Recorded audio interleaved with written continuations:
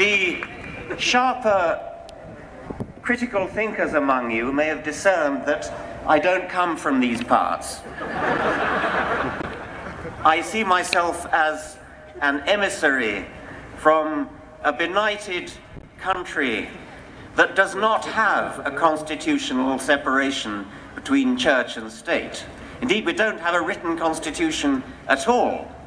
We have a head of state who is also the head of the Church of England. The church is deeply entwined in British public life. The American Constitution is a precious treasure, the envy of the world. The First Amendment to the Constitution, which enshrines the separation between church and state, is the model for secular constitutions the world over and deserves to be imitated the world over.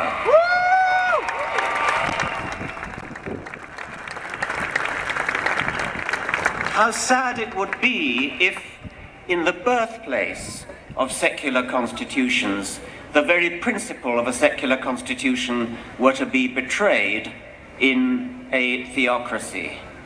And it's come close to that. How could anyone rally against reason? How is it necessary to have a rally for reason? Reason means basing your life on evidence and on logic, which is how you deduce the consequences of evidence.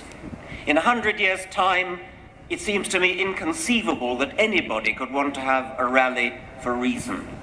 By that time, we'll either have blown ourselves up or we'll have become so civilized that we no longer need it. I must keep an eye on the time.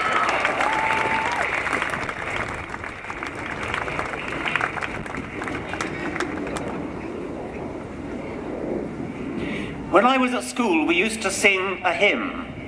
It went, "It is a thing most wonderful, almost too wonderful to be." After that, the hymn rather went off the rails, but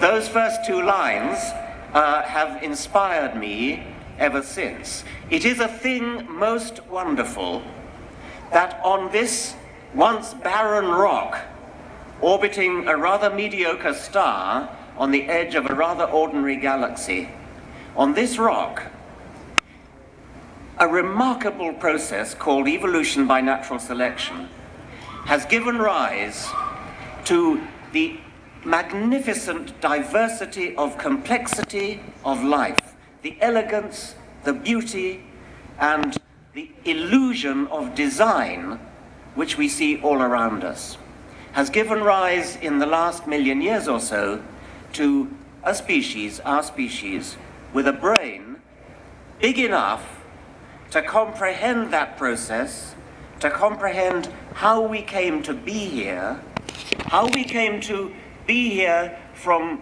extremely simple beginnings where the laws of physics were played out in very simple ways.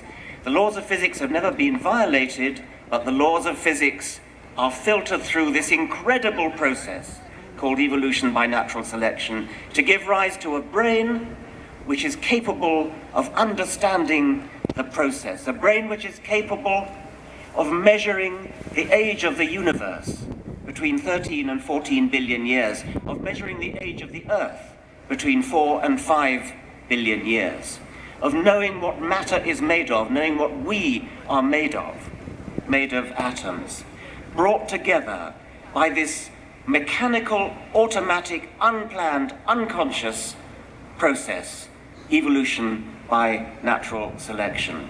That's not just true, it's beautiful. And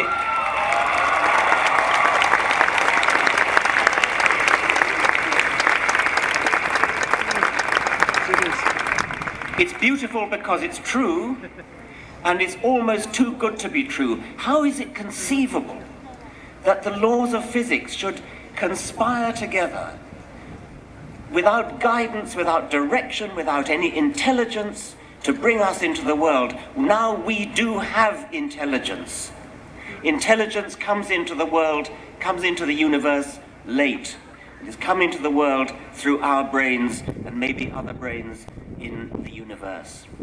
Now, at last, finally, after 4 billion years of evolution, we have the opportunity to bring some intelligent design into the world. We need intelligent design. We need to intelligently design our morals, our ethics, our politics, our society. We need to intelligently design the way we run our lives, not look back to scrolls. I was going to say ancient scrolls. They're not even very ancient. About 800 BC, the book of Genesis was written. I am often accused of expressing contempt and despising religious people. I don't despise religious people, I despise what they stand for.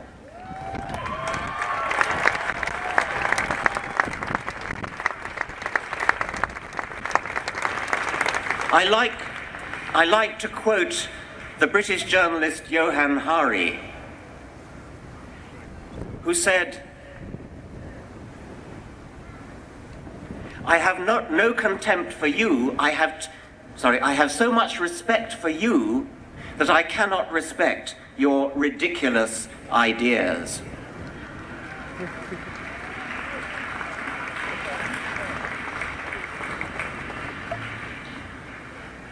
The electromagnetic spectrum runs all the way from extremely long wave, radio wave end of the spectrum to gamma rays at the very short wave end of the spectrum. And visible light, that which we can see, is a tiny little sliver in the middle of that electromagnetic spectrum. Science has broadened out our perception of that spectrum to long-wave radio waves on the one hand and gamma rays on the other. I take that as being symbolic of what science does generally. It takes our little vision, our little parochial small vision, and broadens it out. And that is a magnificent vision for what science can do. Science makes us see what we couldn't see before. Religion does its best to snuff out even that light which we can see.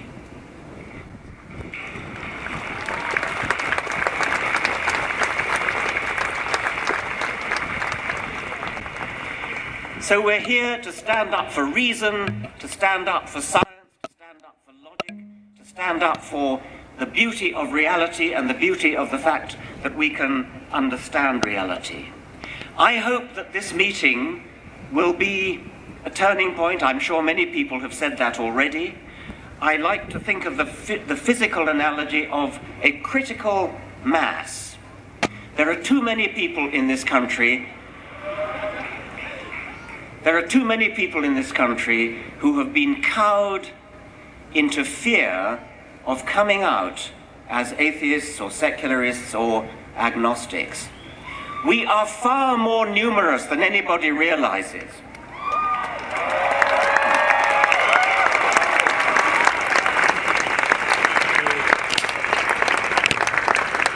We are approaching a tipping point. We're approaching that critical mass where the number of people who have come out becomes so great that suddenly everybody will realize, I can come out too. And that moment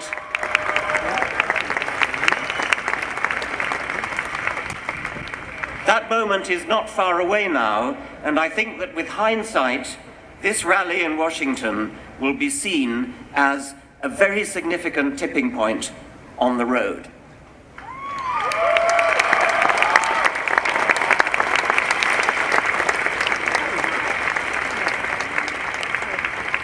And I would particularly appeal to my scientific colleagues, most of whom are atheists. If you look at the members of the National Academy of Sciences, about 90% of them are non-believers, an exact mirror image of the official figures of the country at large. If you look at the Royal Society of London, the equivalent for the British Commonwealth, again, about 90% of them are atheists.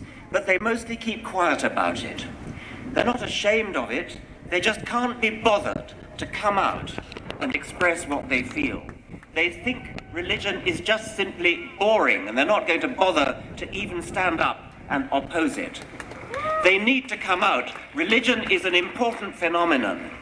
40% at least of the American population, according to opinion polls, think that the world, the universe indeed, is less than 10,000 years old. That's not just an error, that's a preposterous error. I've done the calculation before, and it's equivalent to believing that the width of North America from Washington to San Francisco is equal to about 8 yards.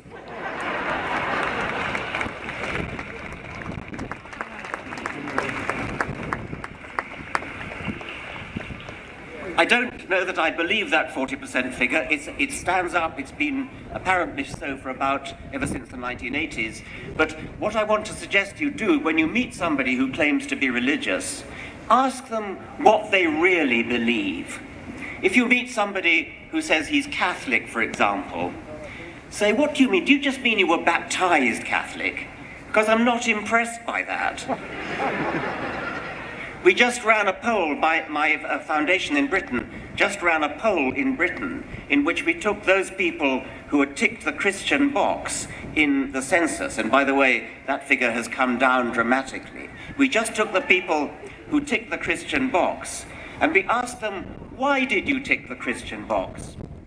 And the most popular answer to that question was, oh, well, I like to think of myself as a good person.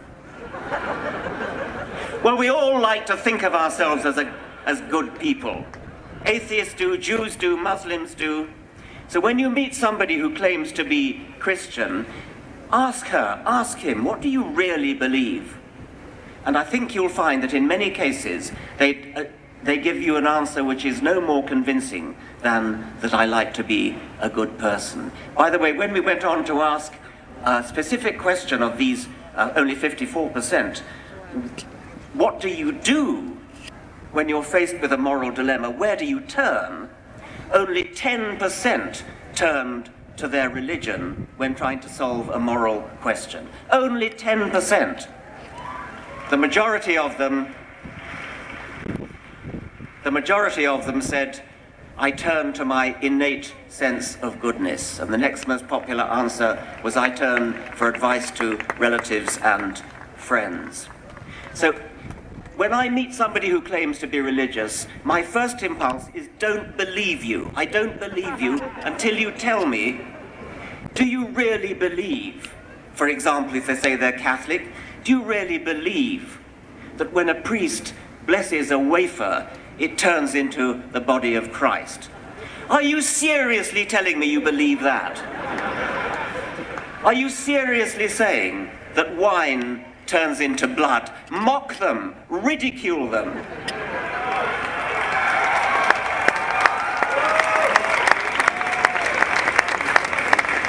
In public.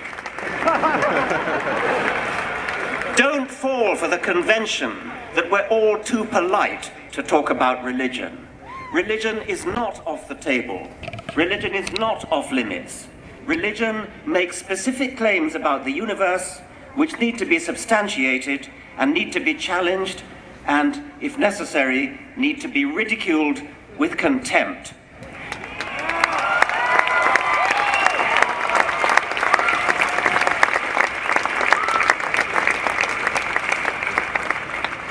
I want to echo what my colleagues from the Richard Dawkins Foundation have said.